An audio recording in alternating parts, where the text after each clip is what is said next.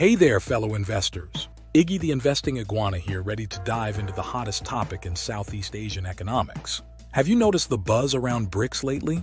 It seems like every other day, another Asean nation is knocking on BRICS' door, eager to join this economic powerhouse.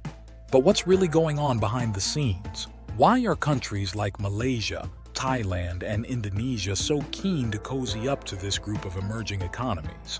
In this video, we're going to peel back the layers and explore the fascinating reasons behind this rush to BRICS. We'll uncover the potential benefits that have these nations salivating, but we'll also shine a light on the risks that might be lurking in the shadows. Is this a game-changing move that could reshape the global economic landscape? Or are these countries playing a dangerous game of economic roulette? Stick with me and we'll unravel this complex web of international relations, trade dynamics, and economic strategy.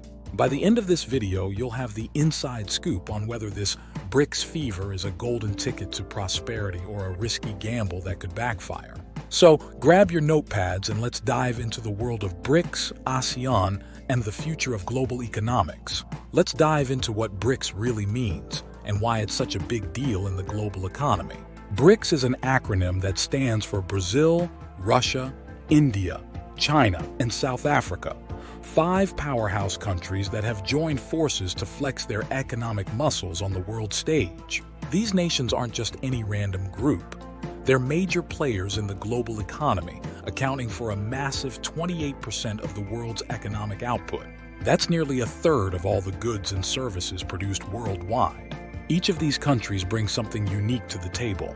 Brazil is rich in natural resources and has a booming agricultural sector. Russia is an energy superpower with vast oil and gas reserves. India is a technology hub with a rapidly growing services sector. China is the world's factory, dominating global manufacturing. And South Africa, while smaller economically, serves as a gateway to the African continent and its vast potential. Together, these 5 nations have created a formidable economic bloc that's challenging the traditional dominance of Western economies. They're not just focused on trade among themselves, they're also working to reshape global economic institutions and give developing countries a stronger voice in international affairs. This is why BRICS has caught the attention of so many other nations, especially those in the developing world. They see BRICS as a potential alternative to the Western-dominated economic order, offering new opportunities for trade, investment, and development financing. Now let's talk about why Southeast Asian countries like Malaysia, Thailand, and Indonesia are so eager to jump on the BRICS bandwagon. It's all about diversifying their economic playbook, folks. These countries are looking to shake things up and reduce their reliance on traditional economic partners. By cozying up to BRICS, they're opening doors to a whole new world of opportunities. We're talking about tapping into massive markets in China, India, Brazil, Russia, and South Africa. Imagine the potential for boosting exports and attracting a flood of foreign investments. But it doesn't stop there. These ASEAN nations are eyeing the BRICS New Development Bank as a juicy alternative to Western-led institutions like the World Bank. This could mean easier access to financing for big infrastructure projects. Think new highways, ports, and power plants. And let's not forget the geopolitical angle. Joining BRICS could give these countries more bargaining power on the global stage. It's like joining an exclusive club that's challenging the existing world order. Plus, there's the potential for technology transfers and innovation partnerships, especially with tech powerhouses like China and India. So, for these Southeast Asian nations, joining BRICS isn't just about economics. It's a strategic move to position themselves in a rapidly changing global landscape. They're betting that this alliance could be their ticket to accelerated growth and increased influence in the years to come. Now let's talk about the elephant in the room, or should I say, the dragon. While BRICS membership might seem like a golden ticket, some experts are waving red flags about getting too cozy with China. It's like when your friend offers to spot you some cash. It's great until you owe them too much. China's been the powerhouse of BRICS, but lately it's been hitting some speed bumps. We're talking about an economic slowdown that's making Wall Street nervous and a property crisis that's got more cracks than an old iguana's sunbathing rock. If ASEAN countries hitch their wagons too tightly to the Chinese economy, they might find themselves on a bumpy ride they didn't sign up for. But that's not the only wrinkle in the BRICS fabric. This group is like a family reunion with some seriously complicated relationships. You've got China and India, two economic giants who can't seem to agree on where to draw their borders.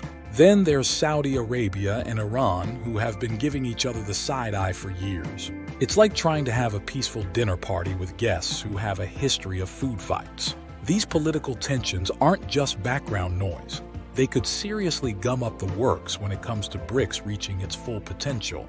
So for ASEAN countries eyeing BRICS membership, it's not just about the economic opportunities.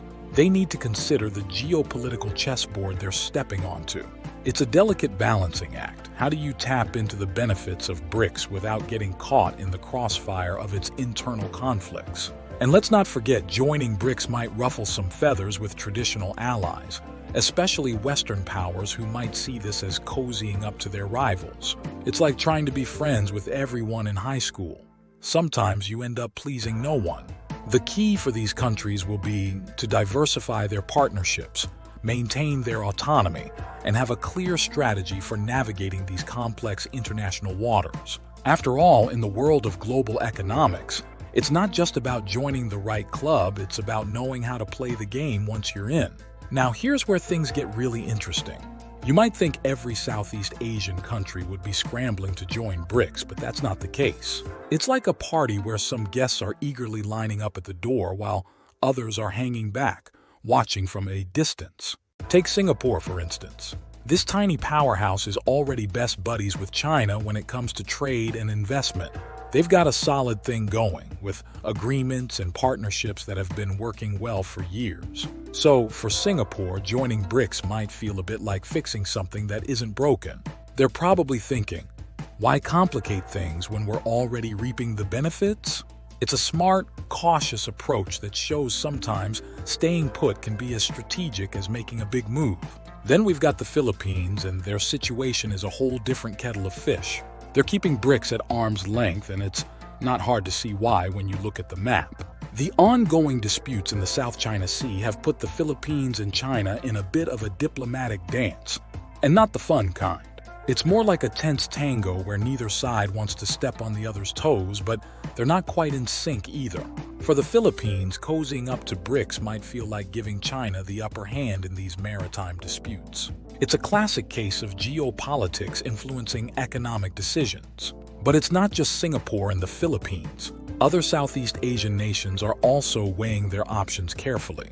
Vietnam, for example, is closely monitoring the BRICS membership process. They're interested, sure, but they're also mindful of their complex relationship with China.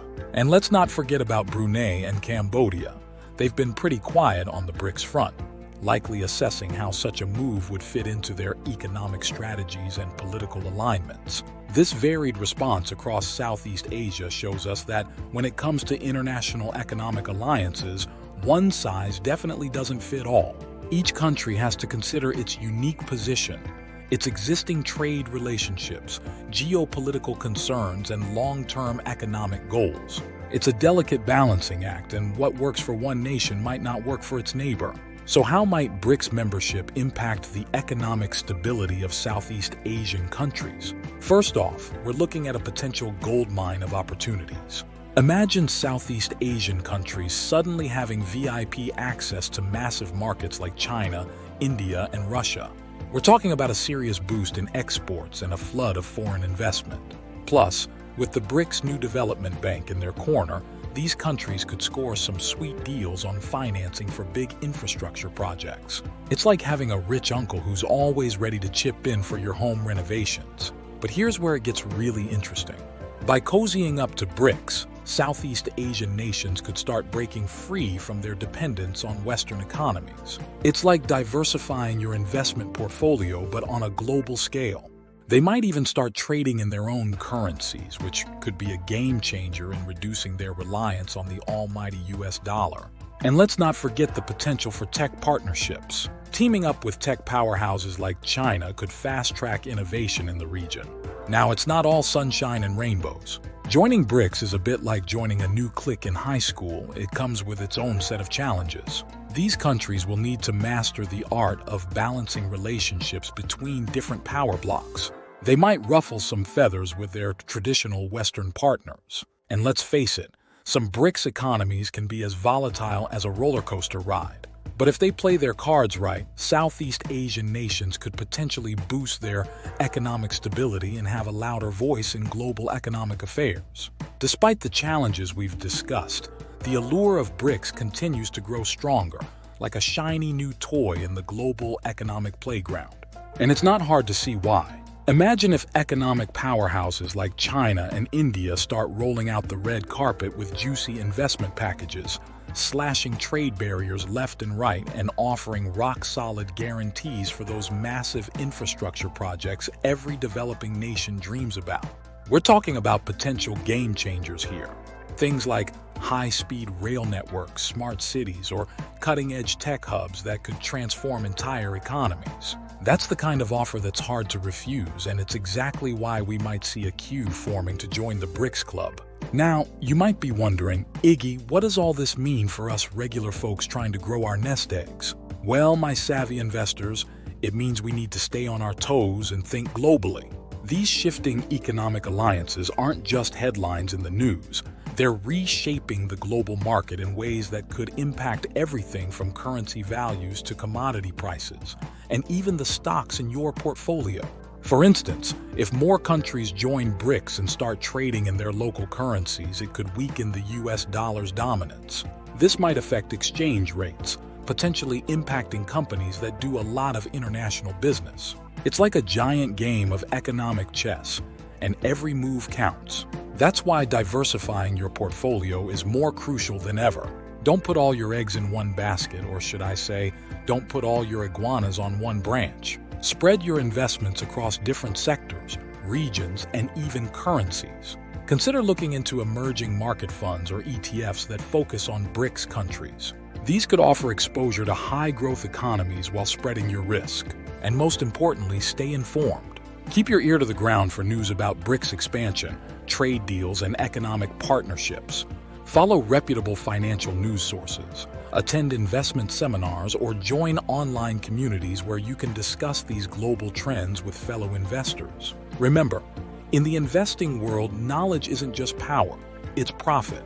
So, whether you're investing in tech stocks, real estate, or exploring opportunities in emerging markets, always be ready to adapt your strategy as the global economic landscape evolves. Keep an eye on how BRICS developments might affect different sectors. For example, increased infrastructure spending in BRICS nations could boost demand for construction and raw materials, potentially benefiting companies in those industries. After all, in this ever-changing world of investing, the only constant is change itself.